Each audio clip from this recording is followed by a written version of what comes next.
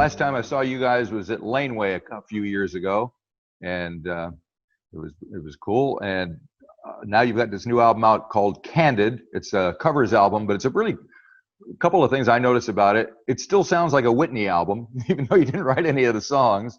And it's aside from the John Denver cover, which everyone knows, it's pretty well songs that most folks wouldn't be that familiar with. So what did you have in mind going into making this record? I mean, it kind of came about in like a very organic, kind of quick way. We booked like a week and a half of studio time after a tour in February, and we just got the band together, and we had recorded like one other cover before and Loved to Have It Gone had gone. And every day we got into the studio, we would just kind of brainstorm what song we wanted to record that day. And we just kind of trade ideas, and then by the end of the day, hopefully had a finished product. Right. So you just kind of made it up as you went along? Yeah, exactly. And then we came back to Portland, and then, but yeah, so like when we were in Chicago, everything just came about like organically, and then we came back to Portland, and it was just Max and I, and we did like the last two songs. We just got to like actually, think for a second about like what the record actually needed to make it like a complete thing. So right. Yeah. Like I said, it's interesting. It does sound like a Whitney album, and so I'm guessing these songs are fairly. Did everybody in the band know all these songs, or did somebody come up and go, "Hey, how about this one? How about that one?" How did it work? I would say for the most part, I mean, like everyone had heard the song before, right? But like the SWV cover was like Will kind of like brought it in as like a serious idea. Even though we all knew the song, he was the one kind of like championing that one. Right. And I feel, all of us just kind of had specific ones that we were like a little more excited about, and like kind of like got to sort of like pitch it to the group or whatever to do it. But yeah, no, I mean, they're all just such good songs. So yeah, and I thought it was very educational for me. I hadn't heard of a lot of them, so I'm sitting there listening to yours and then listening to the original on YouTube and going back and forth. It was fun. So, and I think a lot of folks are probably going to do something like that with it. Is that kind of what you had in mind? Yeah, definitely. I mean, like, I think that we're pretty well aware that like our fans are like passionate about music, but they probably aren't like crate digging on the same level as like some of us are, or YouTube digging. So yeah, I don't know. It's like we just love to find a song that's like maybe not that well known and turn our fans onto it. So then hopefully they can go and buy it. Just dig through whatever, like whoever wrote it originally, like dig through their catalog. Right. So hopefully we can touch on a couple of them just to find out where you found them and how you approached them. Maybe High on a Rocky Ledge, which is a Moondog tune. That was cool to see him represented there. Who's the person who brought that to the band? We actually heard that together. We were in this pretty well-known Chicago bar. Obviously, this is way pre-COVID. Must have been in like December. Pretty strange lyrics. Yeah, definitely. But it's kind of what you expect, I guess. And you also cover a David Byrne and Eno tune, Strange Overtones, which is a relatively recent song, 2008. Is that an album that you guys kind of go to? That one was more so, that was like a kind of like a nostalgic pick from like, because I mean, that record came out when I was like a junior or maybe a sophomore in high school. Right. So, and yeah, I was just like totally like, it was at the point when I was like just actually getting into like Brian Eno and David Byrne's like old music, like Roxy Music, like Here Come the Warm Jets. And then like, I was like just starting to listen to Talking Heads, and then that record came out, and yeah, I don't know. I just kind of became like obsessed with it when I was 15. And when you brought these songs up to the rest of the band, how did you guys discuss performing them and recording them? It was kind of unspoken. I mean, I guess in a way we were messing around with having the full live band with us while we were in the studio. So there was seven of us, kind of like we learned the song and then all kind of like separate and move around, like who's playing what a little bit, and then try to get like one live take of the whole live band like playing as we would at a show or something, and then go back and overdub vocals and guitar parts and anything else. Right. I love that you guys have a trumpet player in the band because it always sounds so good to me. A Hammond song features a nice little bit of the trumpet, and that's originally a Roaches tune, right? Mm-hmm. Yeah. Is that somebody that you've listened to quite a bit, or you just kind of glommed onto that tune? The latter. I think it's like, I don't know. I don't think that their entire discography is necessarily for me, but right. That song is like, it doesn't really matter because that song is like in my opinion, one of the greatest songs ever written. Right. And yeah, it was just really fun to like not necessarily try to like take it the same direction that they took it, because that would be completely impossible. That would, I was thinking the same thing. Both with like the harmonies and like the Robert Fripp guitar solo and shit.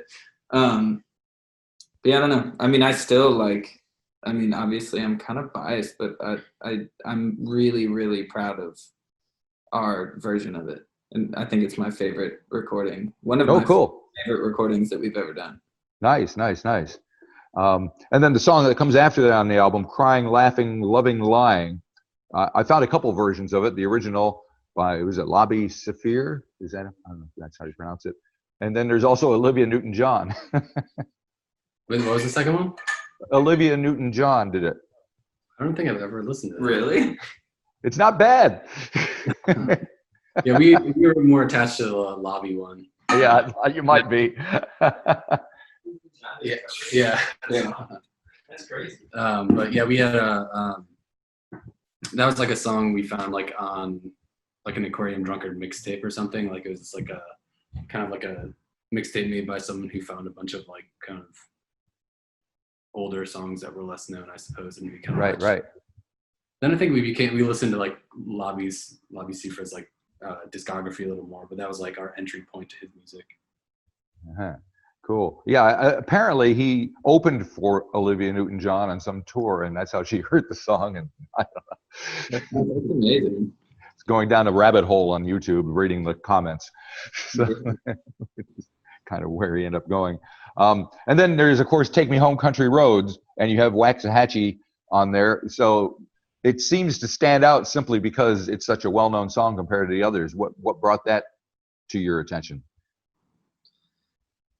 I don't know. I think in the studio, I just kind of remember being like having a discussion with the band and everyone just being like, yeah, obviously we could like, but yeah, I remember, I don't know, the vibe in the studio was us all just kind of being like, yeah, of course we could pull that song off really well and kind of make it our own and just do a good version of it. But, yeah, then I think to take it further, we were like, well, if we turn it into a duet, then it would also just be kind of a new thing for us because we had never really done that before. So yeah. And then it just made a lot of sense because we had just kind of recently met Katie Crutchfield from Waxahachie. Yep. And I just, we had all kind of just seen her sing live for the first time too. And her voice is just so powerful and impactful that it just made sense. She said, yeah. I caught her in New York City once a few years back, and yeah, you're right. She was like, "Who is this person?" Man? Like a really classic sounding live voice. Yeah. So were there other songs that didn't make it that you guys kind of bandied about between you and decided, nah, maybe not, maybe later, maybe that's not right for us? Well, I mean, like in the decision process, I don't think we didn't record like any that didn't make it. But in deciding what songs we were going to record, like in the morning or whatever, like 5 or 6 songs would get passed around before we decided on those days. But I don't remember. There's like a couple. We do a couple Neil Young covers live, just kind of spontaneously, like not like they're not like fixtures or anything. But Yeah, it was just based all the ones that we've done live that we know we can do well. They all got discussed, and then we were like, but that would be so boring because we already know them, and it would just be Yeah. like a studio take of something that we do live, which is just kind of boring. Yeah. So now you got the cover album out of your system. Are you thinking in terms of what you're going to do next as far as original material? Yeah. And what have you got up your sleeve? Can you share any of it? I don't. We have some songs totally finished. But yeah, no, we're definitely like shaping a record. Oh, cool. In the early stages, but yeah, Whitney LP3 will happen in the next, hopefully the next year. But and all the stuff that's going on in the States, is that kind of informing your writing at this point, do you think? Is it going to come seeping in there, or are you kind of setting yourself apart from all that? It hasn't fully seeped in yet. I mean, what we've mainly been focusing on is just like kind of evolving the sound and making it something different and exciting that, not only Whitney fans, but just like general music fans will want to hear. So yeah, I don't know. We're really just focused on kind of changing ourselves. But lyrically, it hasn't really taken a huge hit because it's also just like, I feel like the situation in the States is just like constantly evolving so fast too that it's like kind of hard for us to wrap our heads around it. But yeah. So when you say you're changing musically, can you give us any more detail on what that change might sound like? The songs that we've finished so far, it's a bit more upbeat. Is an easy way to put it, and less acoustic guitar. Yeah. And when was the last time the band played in front of an audience? February, right before we went into the studio. Only not because it was right before we went into the studio. We had like a 3-week tour, and then right after we were in the studio to record Candid. But that was yeah. So you got a hankering to play, or are you quite happy to sit around and think about what to do next?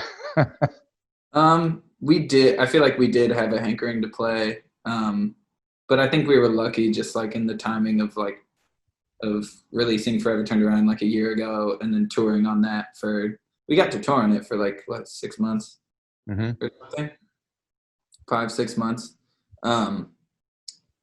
Yeah, I think it's a bit of like a blessing, or we're trying to view it as like somewhat of like a blessing or like some found time, so we can like really kind of get the wheels turning on the third record.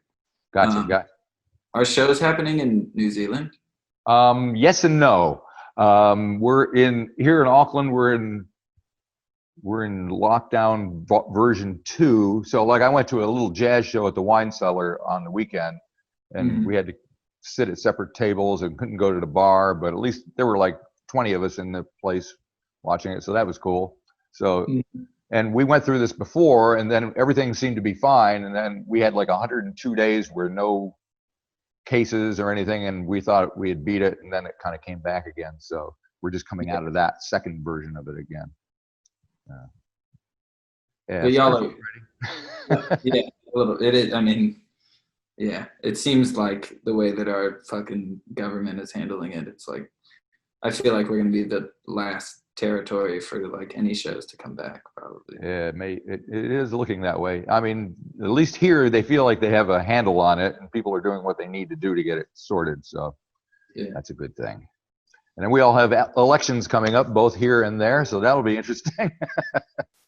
Are they at the same time, pretty much? No, they just moved. The New Zealand election is going to happen in October, and then of course the States, it's the beginning of November.